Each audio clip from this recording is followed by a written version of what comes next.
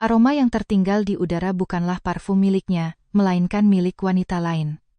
Itu adalah wangi khas milik Chika, bawahan muda sekaligus sekretaris pribadi suaminya. Nisa, tidak bisakah kamu mencari waktu yang lebih buruk lagi? Kamu tahu betapa pentingnya perjalananku akhir pekan ini? Dimas berkata sambil menatap tajam ke arahku, melalui cermin dengan helaan napas kesal yang berat. Tidak ada sekelumit pun bayangan kekhawatiran untuk istrinya di wajahnya, hanya kejengkelan egois bahwa rencananya terganggu. Ini bukan perjalanan bisnis, ini kebohongan. Kamu pergi dengan Chika, aku tahu. Tapi bukan itu yang terpenting sekarang, melainkan bayi ini. Sesuatu yang sangat buruk mungkin sedang terjadi. Tolong, panggilkan ambulans. Aku berhasil bersuara, mengumpulkan sisa kekuatan terakhirku. Rasa sakit di perut bagian bawahku terasa seolah-olah organ dalamku dipelintir menjadi simpul. Bernapas rasanya hampir mustahil. Tanganku yang mencengkeram spray berubah pucat dan bergetar hebat. Namun mendengar kata-kataku, Dimas hanya mencibir dan berjalan mendekati tempat tidur. Dia menatap ke bawah, ke wajahku yang terdistorsi oleh penderitaan, dan meludah, hentikan sandiwara ini, Nisa. Kamu cuma berusaha menghancurkan perjalananku. Kata-katanya yang sedingin es membuatku lupa cara bernapas selama sedetik. Rasa sakit akibat kekejamannya menusuk hatiku lebih dalam daripada penderitaan fisik ini. Sandiwara? Kamu pikir aku sedang bersandiwara dengan mempertaruhkan nyawa bayi kita? Oh, sudahlah. Kamu memang selalu seperti ini. Kamu benci kalau aku menjadi sukses. Kamu tidak tahan melihatku bekerja sama dengan bawahan yang berbakat, jadi kamu membuat tantrum berlebihan seperti ini agar aku tetap terikat di rumah. Aku tahu akal-akalanmu. Sifat kerdilnya terpampang nyata. Rentetan tuduhan tak berdasar, paranoid, dan penghinaan meluncur dari mulutnya. Sejak aku hamil, dia mulai mengeluh bahwa aku bertambah gemuk dan kehilangan daya tarik. Dan dia praktis berhenti pulang ke rumah. Akhir-akhir ini, dia secara terang-terangan memamerkan kebersamaannya dengan sekretaris mudanya, Chika, dan mengeluh kepada semua orang bahwa istrinya telah menjadi beban yang histeris. Dimas, tolong jangan tinggalkan aku. Ini bayi kita. Tepat sekali. Karena ini anakku, aku tidak akan membiarkannya digunakan sebagai alat manipulasi oleh wanita menyedihkan sepertimu. Lagi pula, kamu cuma ibu rumah tangga. Kamu tidak melakukan apa-apa sepanjang hari. Kalau memang sesakit itu, pesan gokar dan pergi ke rumah sakit sendiri. Aku harus mengejar penerbangan. Chika, maksudku, para klien sudah menunggu. Dengan kata-kata itu, Dimas menendang ponsel cerdasku dengan sembrono, yang tadinya tergeletak di dekat bantalku, hingga jatuh dari tepi tempat tidur. Ponselku, satu-satunya penolongku, meluncur melintasi lantai, berhenti sepenuhnya di luar jangkauan. Aku hanya bisa terbaring dalam diam, tenggelam dalam keputusasaan yang mendalam. Kesadaran bahwa pria yang berdiri di hadapanku telah sepenuhnya kehilangan rasa kemanusiaannya menyakiti hatiku lebih dari apapun. Menganggap kebisuanku sebagai pengakuan kekalahan, dia berasumsi aku telah hancur dan tidak punya kata-kata lagi. Dimas menyeringai puas. Lihat, tidak ada yang mau dikatakan. Kamu bisa berbaring di sana mengerang dan merengek sebanyak yang kamu mau. Aku akan langsung ke kantor pada Senin pagi. Cobalah untuk menenangkan dirimu sampai saat itu. Tanpa sedikit pun melirik perutku, dia menarik gagang koper mewahnya. Suara klik roda koper terdengar memekakan telinga di tengah kesunyian kamar tidur yang mencekik. Sampai jumpa. Usahakan jangan merusak akhir pekanku. Brak. Pintu depan berbahan kayu jati yang berat tertutup dengan bantingan yang kejam. Aku ditinggalkan sendirian di kamar tidur, meringkuk menahan rasa sakit yang tak tertahankan. Suamiku dengan berdarah dingin telah menelantarkan istri dan anak yang belum lahir di ambang kematian demi pergi liburan mewah bersama wanita simpanannya. Rasa sakit di perut melonjak hebat. Dalam kesadaranku yang memudar, aku dengan putus asa mengulurkan tanganku ke arah ponsel yang jatuh, meluncur dari kasur dan merentangkan jari-jariku melintasi lantai kayu yang dingin. Tinggal beberapa sentimeter lagi. Sedikit lagi, aku tidak akan membiarkan bayiku mati. Aku harus menyelamatkannya. Tepat pada saat itu, hembusan kehangatan yang aneh dan belum pernah terjadi sebelumnya menyebar di tubuh bagian bawahku. Air ketubanku pecah. Berada di ambang kepanikan, sudut kecil di pikiranku secara dingin dan sadar menilai situasi. Aku merasakan sesuatu yang mendasar di dalam diriku patah dengan bunyi klik kering yang permanen. Istri menyedihkan yang bergantung pada suaminya telah mati saat itu juga. Aku harus bertahan hidup, apapun yang terjadi. Aku harus memastikan bahwa pada Senin pagi, ketika Dimas dengan santai berjalan ke kantornya, dia akan belajar dengan tepat di dunia siapa dia hidup dan di telapak tangan siapa dia menari selama ini. Dengan jari gemetar, akhirnya aku menyentuh layar ponselku yang menyala. Menatap layar di tengah kegelapan, aku mengumpulkan sisa tenagaku dan memutar satu nomor. Aku tidak menelepon 119, bahkan sebelum nada dering kedua selesai, panggilan terhubung. Ya, Nona Kusuma. Apa yang terjadi? Kesunyian malam terpecah oleh suara pria parubaya yang tenang, teguh, namun setajam baja. Suryo. Pak Suryo, tolong aku.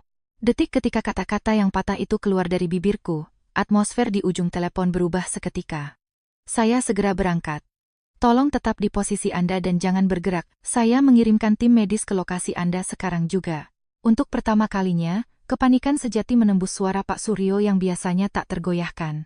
Suryo adalah Chief Operating Officer, COO, dari Kusuma Group, sebuah konglomerasi raksasa yang dimiliki oleh ayahku. Sejak kecil, Pak Suryo telah merawatku seperti ayah kedua.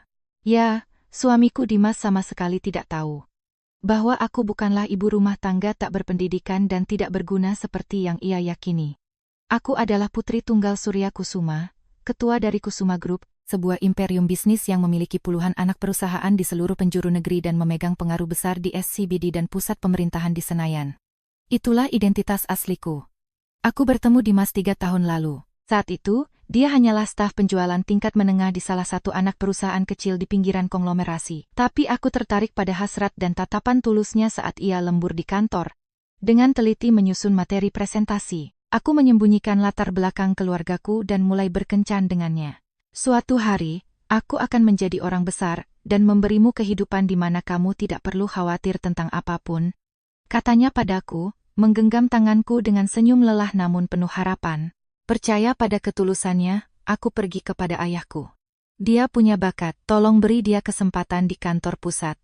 Hasilnya, Dimas mengalami kenaikan pangkat yang belum pernah terjadi sebelumnya, melesat menaiki tangga korporat hingga akhirnya menduduki posisi bergengsi sebagai direktur penjualan di kantor pusat utama di kawasan SCBD Jakarta. Namun, ia sepenuhnya delusi. Berpikir bahwa kesuksesan ini semata-mata adalah hasil dari kegeniusan dan karismanya sendiri. Seiring bertambahnya uang dan kekuasaan, ia menjadi semakin arogan dan berhenti memperhatikan keluarga kami. Ia mulai merendahkanku sebagai beban tak berguna yang hidup dari gajinya. Lebih parah lagi, ia mulai berselingkuh dengan sekretaris mudanya, Chika. Kudengar istrinya cuma mahasiswi drop out, bahkan tidak bisa diajak mengobrol berbobot. Eksekutif papan atas sepertiku pantas mendapatkan wanita berkelas seperti Chika. Aku pernah secara tak sengaja mendengarnya tertawa dan mengatakan hal tersebut kepada rekan kerjanya di telepon. Kenyataannya, setelah SMA, aku berkuliah di Universitas Ivy League di Amerika dan kemudian lulus summa cum laude dengan gelar MBA, tetapi aku menyimpannya sendiri untuk melindungi ego rapuhnya, memilih untuk tetap diam.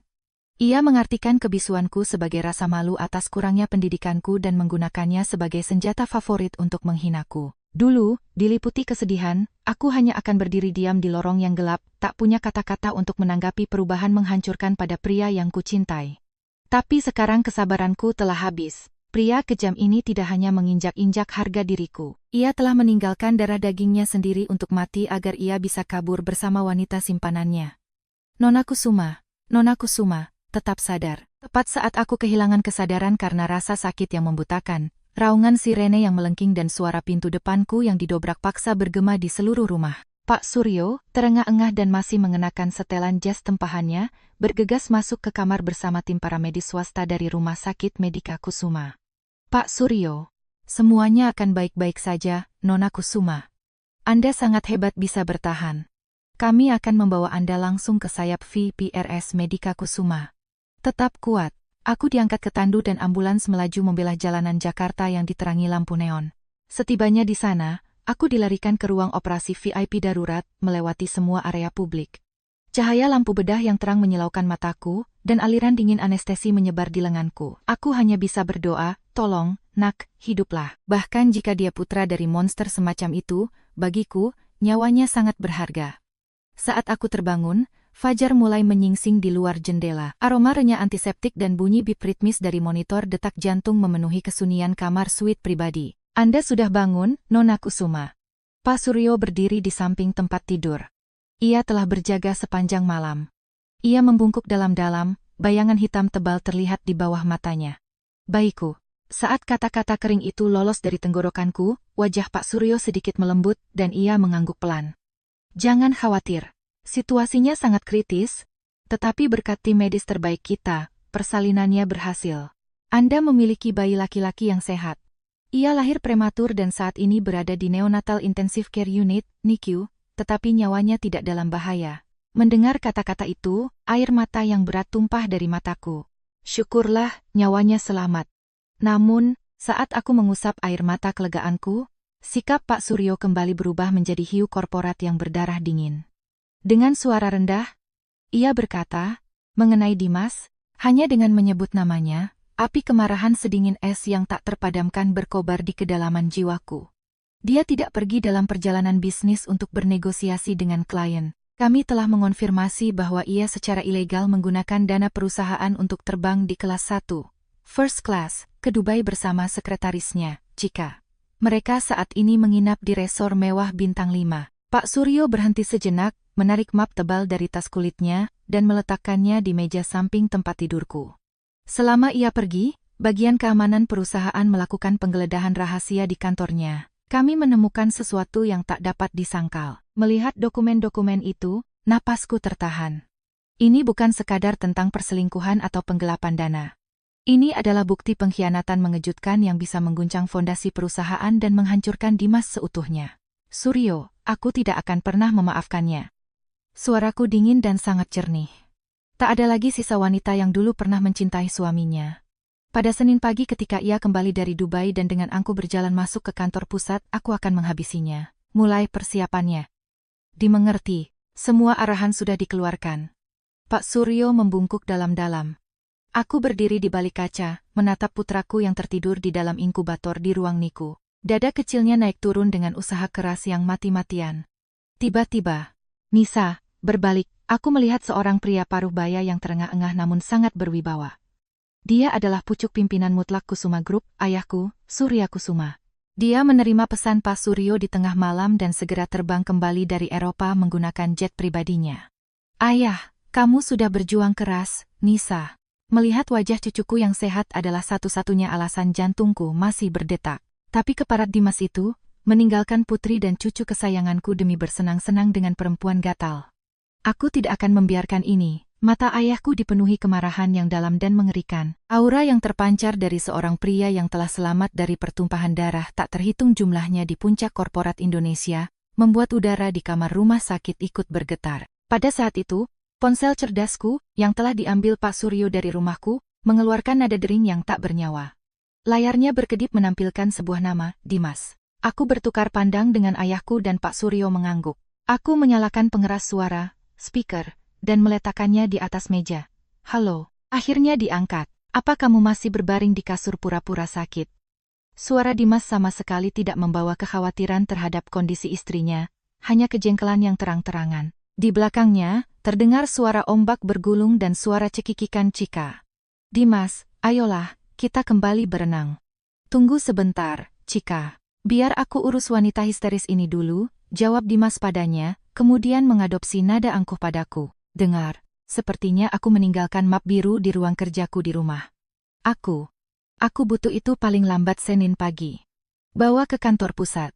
Kamu itu ibu rumah tangga, bukannya kamu punya hal yang lebih penting untuk dikerjakan kan? Aku terdiam mendengar kelancangannya. Istrinya hampir mati karena kelahiran prematur dan dia menyuruh istrinya bertindak sebagai kurir pengantar barang. Dimas menganggap kebisuanku sebagai pembangkangan.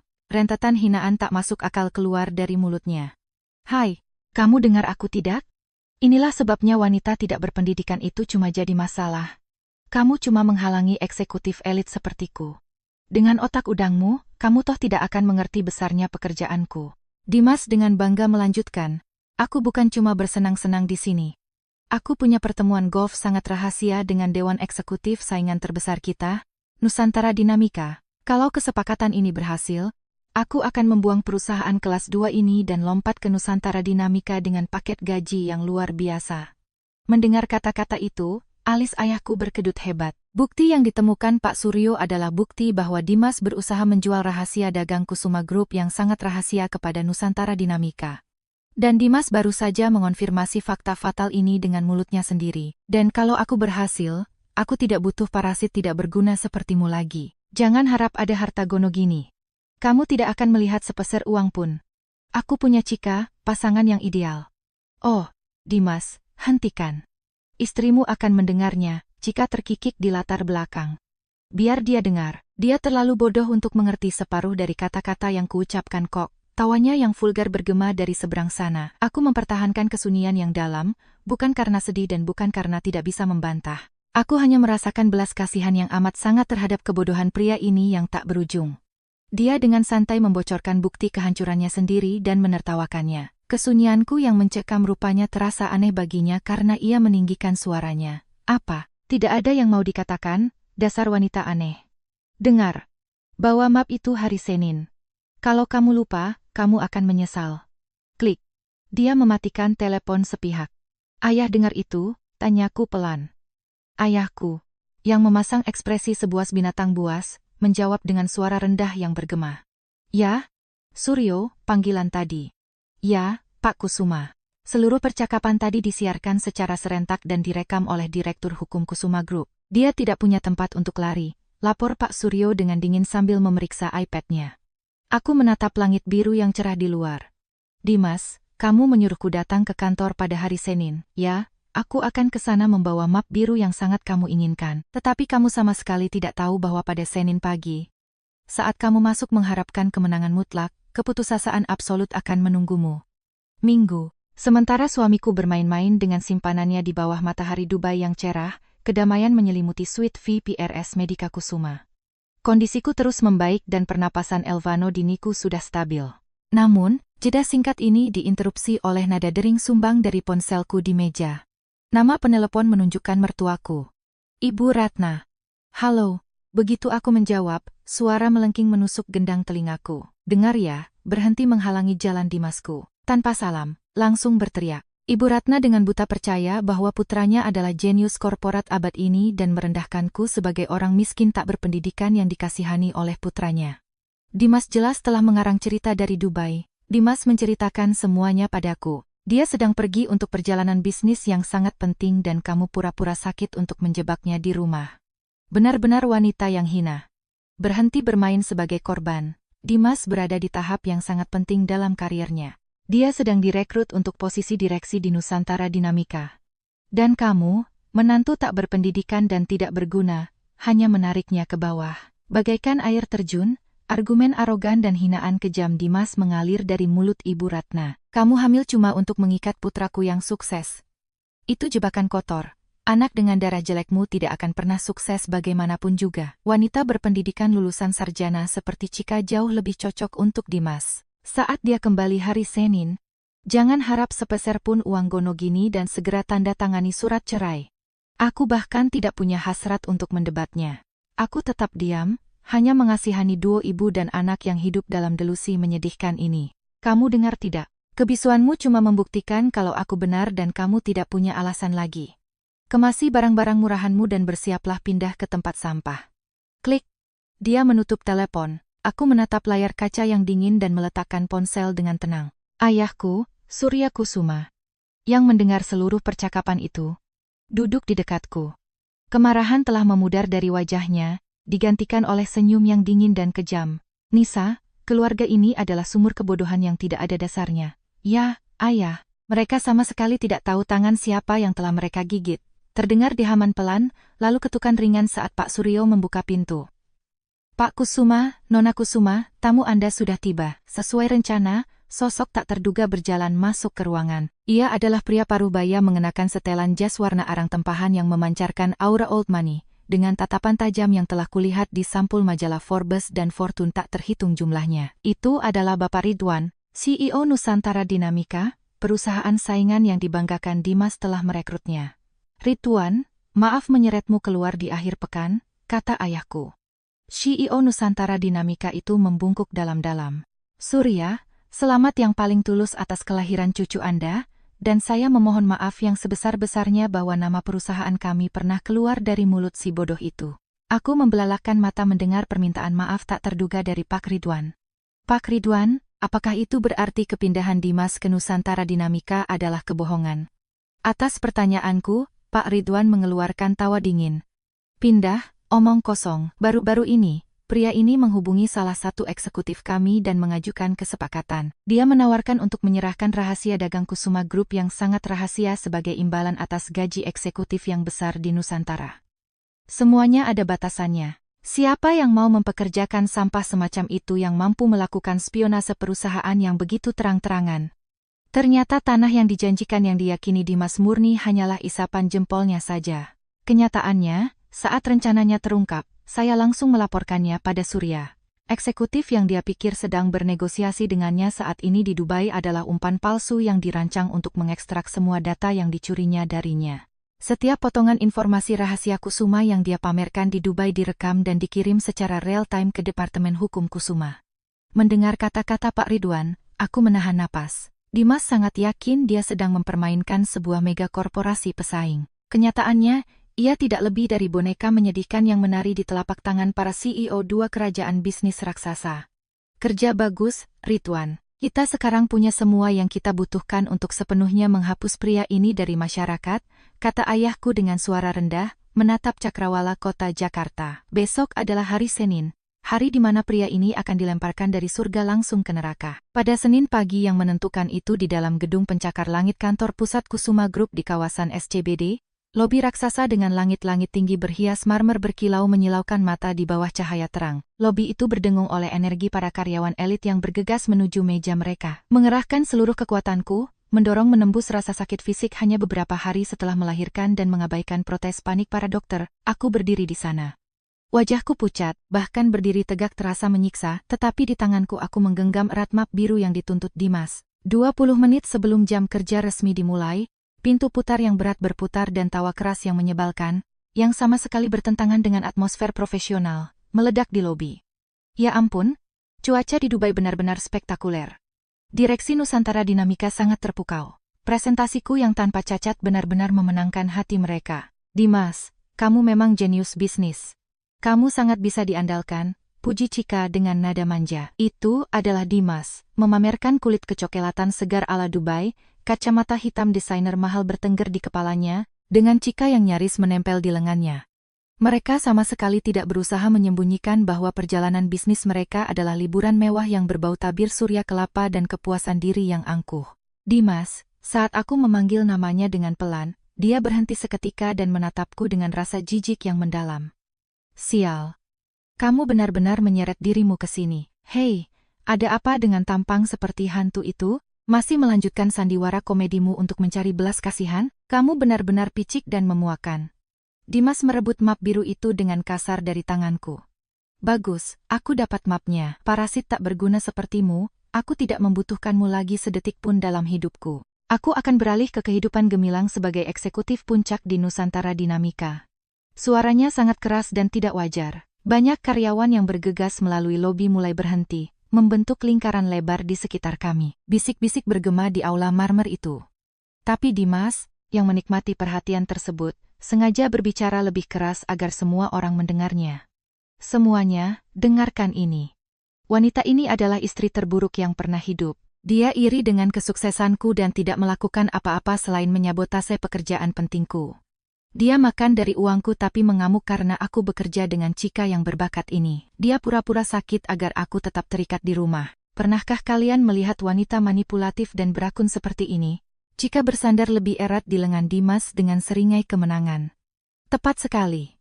Dia itu mahasiswi dropout, jadi dia tidak bisa memahami besarnya pekerjaan Dimas. Kekosongannya sendiri membuatnya ingin menarik Dimas jatuh. Benar-benar menyedihkan. Kata-kata kejam mereka menghujani diriku. Tetapi aku hanya menatap lantai marmer yang dingin, mempertahankan kesunyian yang dalam. Tepat saat itu, seorang pria muda melangkah keluar dari kerumunan. Itu Kevin, bawahan langsung Dimas. Dulu, ketika Kevin membuat kesalahan fatal dan hampir dipecat, akulah yang meyakinkan Dimas untuk memaafkannya. Tetapi Kevin yang sama itu, sangat ingin menjilat Dimas yang sukses, menunjuk ke arahku. Kami semua tahu betapa menderitanya Anda karena kecemburuan istri Anda, Pak Dimas. Anda harus melepaskan beban mati yang histeris ini. Chika jauh lebih cocok untuk Anda. Kamu juga berpikir begitu, Kevin? Dengar itu, Nisa, itu konsensusnya. Tidak ada yang menginginkanmu. Dimas meledak dalam tawa penuh kemenangan, menarik selembar kertas kusut dari saku jasnya, dan melemparkannya dengan sembrono ke kakiku. Tanda tangani surat cerai ini sekarang juga dan pergi dari sini. Kamu tidak akan mendapat sepeser pun harta Gonogini dariku. Tawa sinis dan gumaman jijik mengalun di kerumunan. Dikhianati oleh orang-orang yang kupercayai? Aku terjebak di tengah lobi perusahaan layaknya dieksekusi di depan umum. Hai Satpam, seret gelandangan mencurigakan ini keluar dari gedung. Dia menunda hari kerjaku yang sangat penting, hardik Dimas dengan arogan. Beberapa petugas keamanan bertubuh kekar yang berjaga di tepi lobi bergerak ke arahku dengan wajah tegas. Tetapi saat aku perlahan membungkuk untuk mengambil surat cerai yang dilemparkan ke kakiku, aku menatap Dimas dengan senyuman pelan yang membekukan darah. Hei, cepat lempar dia keluar, teriak Dimas lagi. Namun para penjaga yang telah mengulurkan tangan dengan kasar ke arahku tiba-tiba mematung begitu mereka melihat wajahku dari dekat. Warna kulit mereka memucat. Mereka langsung berdiri tegak dalam posisi sikap sempurna. Personel keamanan Kusuma Group dilatih dengan ketat untuk menghafal wajah manajemen atas dan anggota keluarga inti mereka. Mereka seketika menyadari siapa tepatnya orang yang hampir mereka sentuh. Nona, tolong maafkan kami, Nyonya. Mengumpulkan kewarasan mereka, para penjaga sepenuhnya mengabaikan perintah Dimas dan membungkuk kepadaku begitu dalam hingga hampir terlipat dua. Hei, apa-apaan kalian ini? Kenapa kalian membungkuk pada wanita histeris tidak berpendidikan ini? Mata Dimas melotot, tak bisa menyembunyikan kekesalannya, dan ia mendorong bahu salah satu penjaga. Tetapi mereka tetap tak bergerak seperti patung batu. Tepat saat itu, cukup, suara rendah, tak kenal kompromi dengan otoritas absolut menggelegar di lobi. Kerumunan membelah dan orang nomor 2 di Kusuma Group, sang COO Pak Suryo, melangkah maju. Di belakangnya bergegas beberapa eksekutif puncak. Wajah Dimas berbinar, ia buru-buru memasang senyum menjilat dan bergegas menghampiri Pak Suryo. Ah, Pak Suryo. Selamat pagi, Pak. Saya mohon maaf atas kesalahpahaman pagi ini. Anda lihat, istri saya cemburu pada perkembangan karier saya, menguntit saya sampai ke kantor. Saya sedang menyuruhnya diusir sekarang. Tutup mulutmu. Pada bentakan Pak Suryo, Dimas memekik tertahan dan menutup rahangnya rapat-rapat. Sang COO bahkan tidak melirik sedikit pun pada Dimas yang merendah. Ia berjalan lurus ke arahku dan bersama para eksekutif puncak yang mengelilinginya, membungkuk dengan hormat. Nona Kusuma, saya sudah meminta Anda untuk tidak memaksakan diri dalam kondisi seperti ini. Maafkan kami karena tidak menjemput Anda di pintu, Nona Kusuma. Helaan napas terkejut lolos dari bibir Dimas. Chika dan Kevin membeku dengan mulut ternganga. Aku perlahan mengangkat kepalaku. Dimas, aku merahasiakan satu hal kecil darimu. Sebuah rahasia. Apa, Nisa, kamu, lelucon macam apa ini? Gagapnya. Ya, aku bukan mahasiswi drop out. Aku lulus summa cum laude dari Universitas Ivy League di Amerika. Dan yang paling penting, aku adalah putri tunggal ketua Kusuma Group, Surya Kusuma. Aku melihat bagaimana setiap tetes darah lenyap dari wajah Dimas dalam sekejap. Fakta bahwa tak satu pun eksekutif membantahku membuktikan bahwa itu adalah kebenaran. Kamu menyebutku parasit tidak berguna yang hidup dari gajimu? Bukan, aku perlahan mengangkat surat cerai yang dilemparkannya ke kakiku, merobeknya menjadi serpihan kecil dan maju selangkah ke arahnya. Tetapi kenaikan pangkatmu yang meroket, semua proyek besar yang dipercayakan kepadamu, itu sepenuhnya karena aku yang berada di balik layar meminta ayahku untuk memberimu dorongan. Semua yang kamu anggap sebagai pencapaianmu sendiri, itu adalah ilusi besar yang kuciptakan untukmu. Itu bakatku, karismaku, bakat, menggelapkan dana perusahaan untuk terbang first class ke Dubai dengan simpananmu dengan kedok negosiasi klien, apakah itu bakatmu? Tidak, ini salah paham. Dimas yang berubah ungu mencoba membela diri. Oh, omong-omong soal Nusantara Dinamika. Aku menunjuk ke map biru yang sangat agresif dia minta untuk kubawa. Suryo, tolong tunjukkan apa isinya. Sang COO membuka map biru itu dan menumpahkan isinya ke lantai marmer. Wajah Dimas berubah bentuk. Yang berserakan di lantai bukanlah rahasia dagang, melainkan bukti tak terhitung jumlahnya yang merinci bagaimana mereka menggunakan uang perusahaan untuk membiayai liburan mewah mereka di Dubai. Foto beresolusi tinggi, struk butik desainer, dan mutasi bank yang menunjukkan Dimas menyalurkan uang ke rekening luar negeri selama bertahun-tahun untuk menciptakan dana gelap dalam jumlah masif. Di mana file rahasiaku? Dimas jatuh berlutut dengan panik mencoba mengumpulkan struk-struk itu. Aku menukarnya. Data rahasia yang coba kamu curi tersimpan aman di Departemen Hukum, kataku. Chika meledak dalam jeritan histeris. Ini pemalsuan, Dimas, katakan sesuatu, wanita cemburu ini mencoba menjebak kita. Momen tegang ini dipecahkan oleh jeritan melengking. Tergopoh-gopoh melewati pintu otomatis adalah Ibu Dimas, Ibu Ratna. Dimas telah meneleponnya lebih awal, dan ia bergegas naik taksi untuk menyelamatkan putranya. Ah, ibu datang tepat waktu. Lihat ini. Menantumu ini adalah ular berbisa yang mencoba menghancurkan bakatku murni karena cemburu. Tanpa memahami situasi, Ibu Ratna langsung berbaris menghampiriku. Bocah tidak berpendidikan sepertimu berani melawan putra elitku. Berlutut dan minta maaf pada Dimas sekarang juga.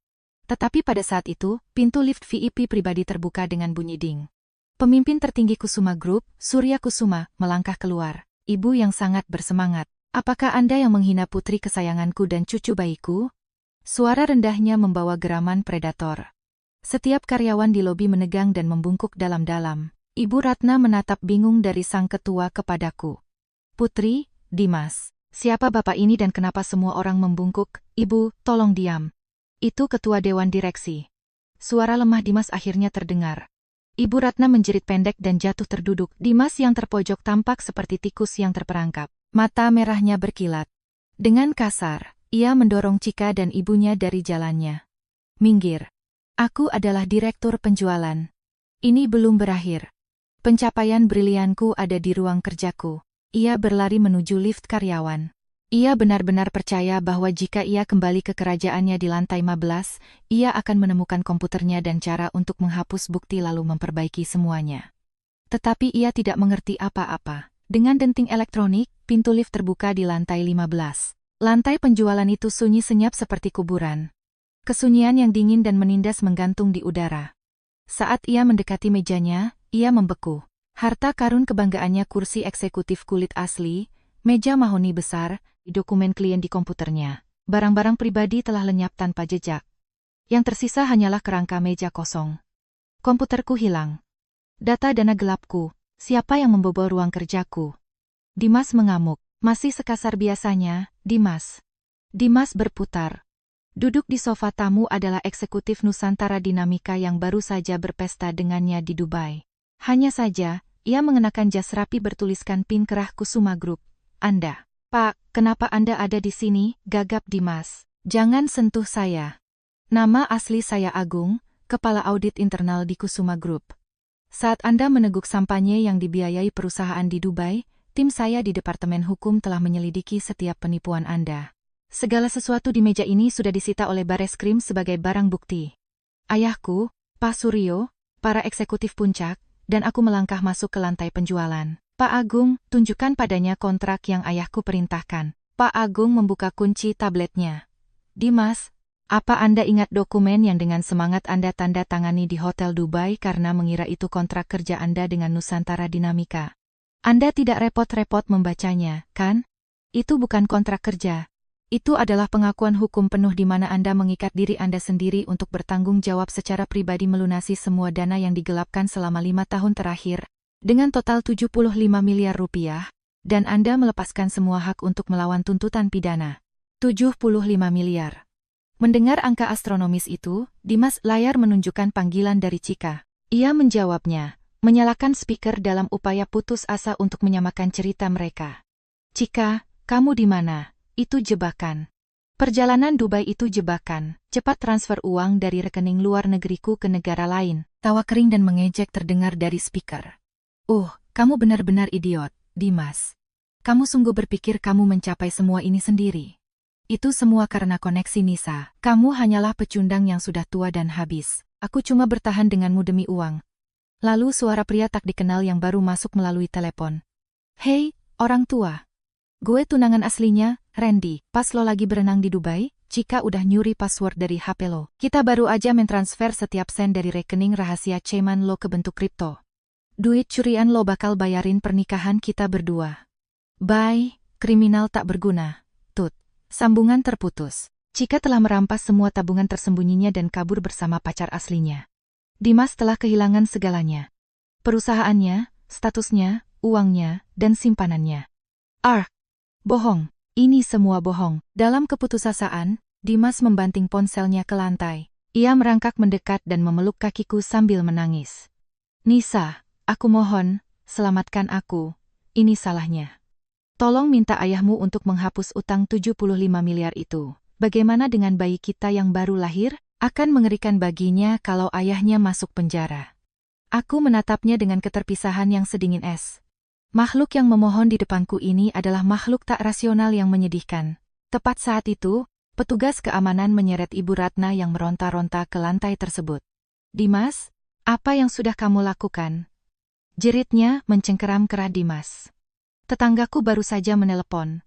Rumah kita dikepung oleh pria-pria berjaket tebal. Mereka menempelkan stiker sitaan merah di seluruh pintu." "Suryo, tolong jelaskan pada mereka," kataku.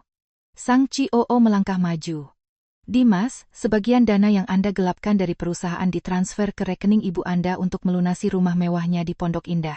Lebih jauh lagi, ibu Anda mendaftarkan perusahaan cangkang atas namanya dan bertindak sebagai saluran langsung pencucian uang. Dengan membubuhkan tanda tangannya di dokumen yang Anda serahkan padanya, ia menjadi rekan konspirator penuh, seorang penjahat pidana kelas berat." Wajah Ibu Ratna pucat pasi.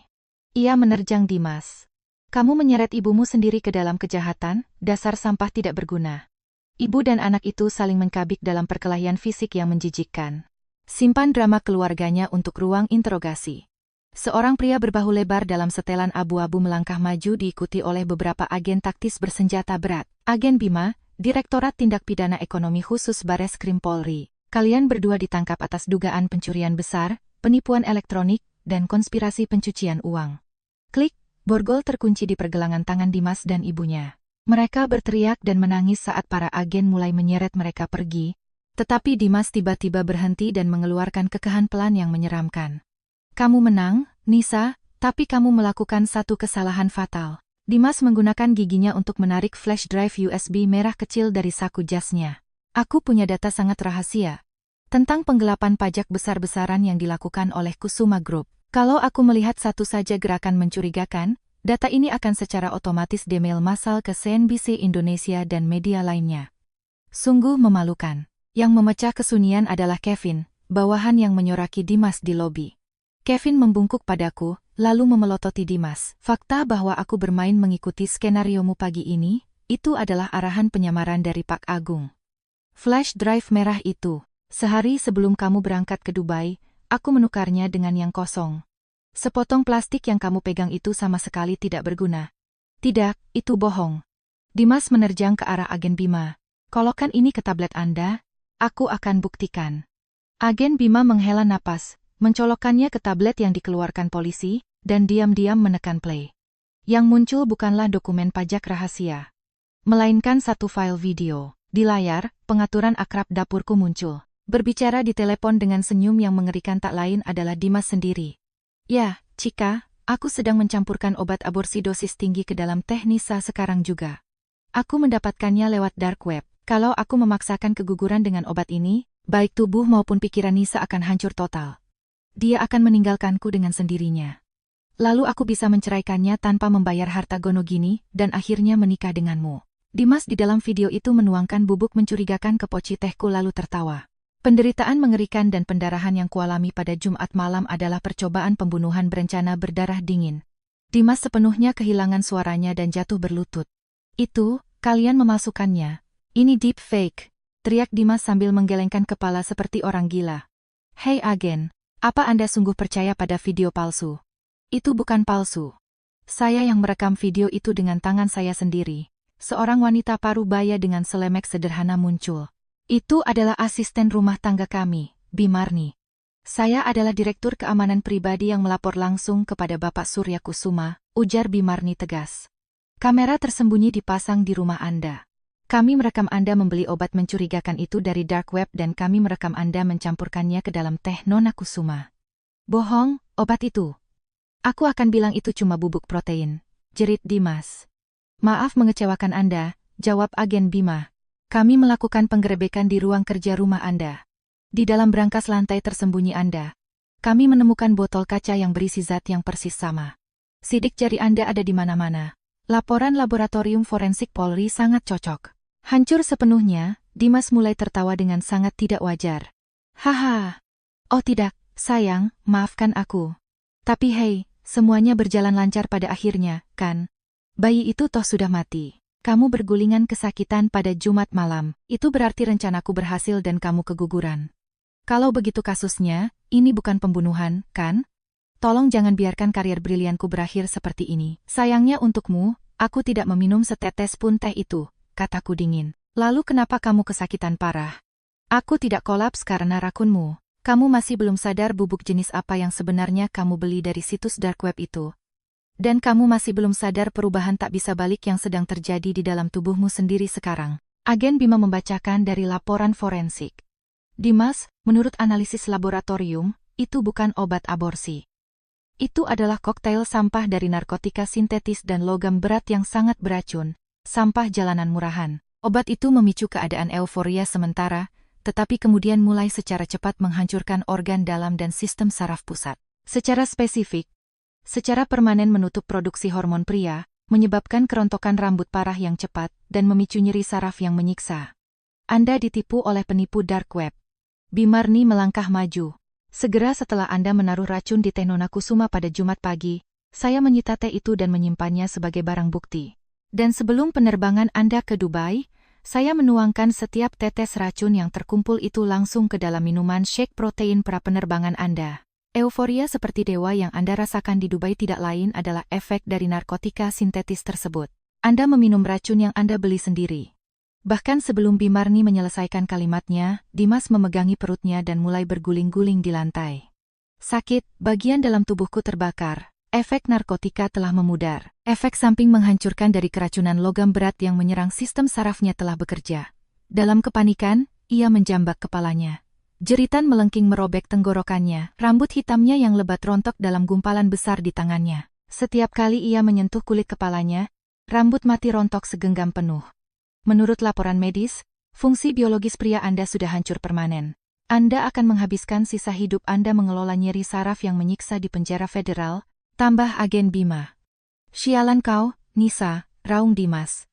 Namun kemudian seorang bule tinggi berambut pirang dengan setelan jas rapi melangkah maju dari kerumunan. Saya agen dari Satuan Tugas Kejahatan Keuangan Interpol Jakarta. Dimas, kontrak Mega Resort Dubai senilai 7,5 triliun rupiah yang Anda tanda tangani bulan lalu. Pria yang Anda ajak negosiasi itu bukan pangeran. Dia adalah pemimpin sindikat penipu internasional. Berkat intelijen yang diberikan oleh Kusuma Group, mereka ditangkap kemarin. Brosur mewah dan tanah gurun itu adalah set teater yang dirancang untuk meraup uang dari Anda. Penipu? Dimas tersiap. Ia langsung berbalik, berteriak pada ayahku. Aku bertindak demi kepentingan terbaik perusahaan, perusahaan yang harus menanggung kerugiannya. Simpan dongengmu, kata ayahku. Dewan direksi dengan suara bulat menolak kontrak yang sangat mencurigakan itu, dan kamu dengan tegas dilarang mengejarnya. Tetapi kamu, dibutakan oleh janji komisi rahasia. Kickback. Menggunakan tanda tangan pribadimu dan stempel pribadimu untuk menandatangani perjanjian terselubung. Kamu bertindak sebagai warga negara pribadi, dan sekarang kamu secara pribadi dibebani dengan utang sebesar 7,5 triliun rupiah. Lutut Dimas menyerah sepenuhnya. Penggelapan, percobaan pembunuhan, utang pribadi $500 miliar, dan racun yang secara aktif menghancurkan tubuhnya. Bawa dia pergi. Agen Bima memberi isyarat. Dua agen federal bertubuh besar mencengkeram lengan Dimas dan menyeretnya menuju lift. Nisa, pikirkanlah. Wanita tidak berguna sepertimu tidak bisa membesarkan anak yang mewarisi gen jenius sepertiku. Tanpa kecerdasan dan bimbinganku, dia akan berakhir jadi pecundang total. Kamu membutuhkanku. Seorang wanita dalam setelan jas rapi melangkah maju, hak sepatu mahalnya berbunyi klik di atas marmer. Sarah Hutagalung, Direktur Hukum Kusuma Group. Diam, narapidana, Sarah menyatakan, mengulurkan map coklat Manila. Surat cerai yang Anda tanda tangani pagi ini telah diajukan ke Pengadilan Agama Jakarta Selatan, dan secara resmi difinalisasi. Secara hukum Anda adalah orang asing sepenuhnya bagi Nona Kusuma. Lebih jauh lagi, Pengadilan Keluarga telah memberi Nona Kusuma hak asuh hukum dan fisik tunggal atas anak tersebut. Karena tuntutan pidana berlapis dan bukti tak terbantahkan dari percobaan pembunuhan, hak asuh orang tua Anda dicabut secara paksa. Mata Dimas melotot seakan mau keluar dari tengkoraknya. Bapak Kusuma telah mendirikan perwalian yang tidak dapat dibatalkan, secara hukum mengukuhkan anak tersebut sebagai pewaris tunggal kerajaan Kusuma Group. Dalam catatannya, semua ikatan dengan Anda telah sepenuhnya dihapus dan disegel. Anda telah secara permanen dikoret dari keberadaannya. Tidak, itu putraku, pewarisku. Bawa dia, perintah ayahku. Sampai detik terakhir, saat pintu lift tertutup, Dimas mencakar lantai sambil menjerit dan menangiskan air mata darah. Tetapi pintu baja yang berat itu tertutup tanpa ampun dan ratapan terakhirnya memudar sepenuhnya. Di lantai 15 yang besar dan sunyi, yang tersisa hanyalah beberapa gumpalan rambut jelek yang ia cabut dalam kegilaannya. Sudah berakhir, kata ayahku pelan, menarikku ke dalam pelukan lembut. Ya, ayah, sudah berakhir. Ayo, ayah, mari kembali ke rumah sakit menemuinya. Beberapa jam setelah badai berlalu di kantor pusat Kusuma Group, ayahku, Pak Suryo, dan aku bergegas kembali ke RS Medika Kusuma. Saat aku mendorong pintu Niku, pemandangan di depanku damai dan lembut. Dokter anak yang merawat menyapaku dengan senyum ramah. Selamat, Nona Kusuma. Pernapasan bayi sudah sepenuhnya stabil dan kami baru saja memindahkannya dari inkubator ke ranjang bayi biasa. Anda bisa menggendongnya sekarang. Saat aku dengan hati-hati meraupnya dengan tangan gemetar, kehangatan yang luar biasa memenuhi dadaku. Ayahku dengan lembut mengelus kepala kecil bayi itu. Air mata berkaca-kaca di matanya. Pemandangan menyentuh ini disela oleh ketukan pelan. Pak Suryo masuk memegang nampan perak yang membawa amplop kotor yang agak kusut. Nona Kusuma, sepucuk surat baru saja tiba melalui pengacara dari rumah tahanan. Ini ditujukan untuk Anda dari pria itu. Apa instruksi Anda? Aku mengambil amplop itu dan merobeknya terbuka. Di dalamnya, ditulis dengan tulisan tangan tak beraturan yang nyaris tidak bisa dibaca, ada sebuah pesan. Hei Nisa, suruh ayahmu mengeluarkanku dari sini sekarang juga. Aku dijebak. Wanita mahasiswi drop out dengan kepala kosong sepertimu tidak bisa membesarkan anak tanpa orang jenius sepertiku. Berhenti menarikku jatuh. Kalau kamu tidak membantuku sekarang juga, aku akan mengutukmu seumur hidupku. Aku membaca surat itu sampai akhir tanpa sedikit pun ekspresiku berubah. Tanpa mengucapkan sepatah kata pun, aku merobek surat itu menjadi dua dan menjatuhkannya ke tempat sampah.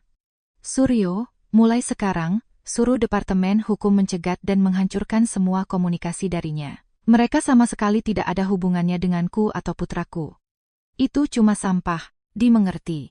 Saat Pak Suryo membungkuk dalam-dalam, pintu suite berayun terbuka dan sekelompok orang yang terengah-engah menyerbu masuk.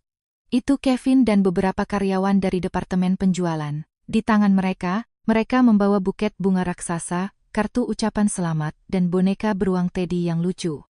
Kevin, teman-teman, apa yang kalian lakukan di sini? Tanyaku terkejut. Kevin dengan canggung menggaruk bagian belakang lehernya dan menatapku dengan tatapan sungguh-sungguh. Kami datang untuk mengucapkan selamat atas kelahiran putra Anda, dan untuk mengucapkan selamat kepada CEO baru kami. CEO baru apa? Aku menatap ayahku dengan kaget dan ia melepaskan tawa yang renyah. Nisa, Dewan Direksi meninjau semua materi presentasi tanpa cacat dan model bisnis yang kamu ciptakan di balik layar. Keputusannya bulat, kamu akan melangkah maju dan melayani sebagai CEO dari seluruh anak perusahaan. Karyawan bahkan mengajukan petisi meminta untuk bekerja di bawah kepemimpinanmu. Selamat, Nona Kusuma. Para karyawan bersorak serempak, membungkuk hormat. Semua yang selama ini disombongkan oleh Dimas akhirnya dikembalikan kepada pemilik sahnya. Dari malam keputusasaan mutlak itu, aku akhirnya bangkit dari abu dan merebut kembali kehidupan asliku. Cu. Pada saat itu, bayi di pelukanku membuka matanya dan mengeluarkan suara lembut. Tangan kecilnya meraih ke atas dan menggenggam jariku dengan erat. Menatap matanya yang jernih dan polos, aku merasa bahwa semua penderitaanku tidak sia-sia, dan aku mulai menangis meneteskan air mata kebahagiaan murni. Elvano, kataku mengangguk pada pertanyaan ayahku yang tak terucapkan. Itu nama putraku. Aku ingin dia sehangat matahari dan terbang bebas serta lurus menuju langit. Aku memberinya nama Elvano. Saat aku mengatakan itu, kamar rumah sakit dipenuhi dengan tepuk tangan hangat dan senyum cerah. Beberapa hari kemudian, segmen singkat di berita malam melaporkan bahwa mantan eksekutif perusahaan yang terlibat dengan sindikat penipuan internasional telah dipindahkan ke Lembaga Pemasyarakatan Federal dengan keamanan maksimum, menderita putus obat narkotika yang parah, nyeri saraf yang menyiksa, dan kebotakan mendadak. Ia membawa utang pribadi sebesar 7,5 triliun rupiah. Ibunya juga telah menerima hukuman berat atas pencucian uang, dan rumah mewah mereka di Pondok Indah telah dilelang oleh negara. Mereka akan menghabiskan sisa hidup mereka di kandang baja yang dingin. Baiklah, ayo kita pulang. Pada hari yang cerah tanpa awan di hari kepulangan kami, sambil mendekap Elvano erat di dadaku, aku melangkah dengan penuh percaya diri keluar dari rumah sakit dan menuju masa depan tanpa batas yang cerah, di mana ayahku, Pak Suryo, dan teman-teman sejatiku telah menunggu.